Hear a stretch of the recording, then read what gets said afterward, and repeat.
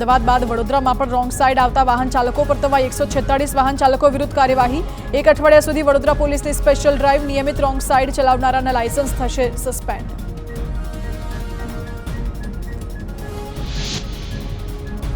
TMC સાંસદ અને પૂર્વ ક્રિકેટર યુસુફ પઠાણની વધી મુશ્કેલીઓ। પૂર્વ ભાજપ કોર્પોરેટર વિજય પવારે સીએમને લખ્યો પત્ર।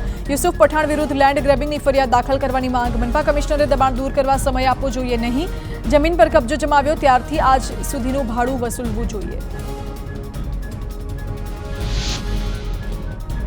નીટ પીજીની પરીક્ષા રદ કરાઈ હોવા છતાં અમદાવાદમાં વિદ્યાર્થીઓ સેન્ટર પર પહોંચ્યા।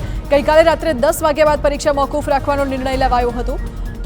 મોડા લેવાયેલા નિર્ણયની જાણ પરીક્ષાર્થીઓને ન થતા કેન્દ્રો સુધી વિદ્યાર્થીઓ પહોંચી ગયા।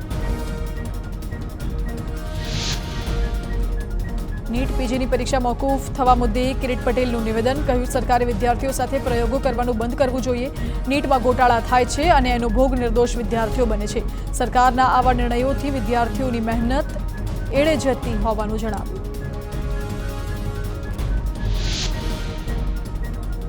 ચોવીસ જૂનથી ધોરણ 10 અને 12ના વિદ્યાર્થીઓની પૂરક પરીક્ષા યોજાશે। બોર્ડ દ્વારા તમામ તૈયારીઓ પૂર્ણ કરી પ્રશ્નપત્રો સ્ટ્રોંગ રૂમમાં સીલ કરાયા। સ્ટ્રોંગ રૂમ બહાર ચુસ્ત પોલીસ બંદોબસ્ત ખડકી દેવાયો। રાજ્યભરમાં 2.38 લાખ વિદ્યાર્થીઓ આપશે પરીક્ષા।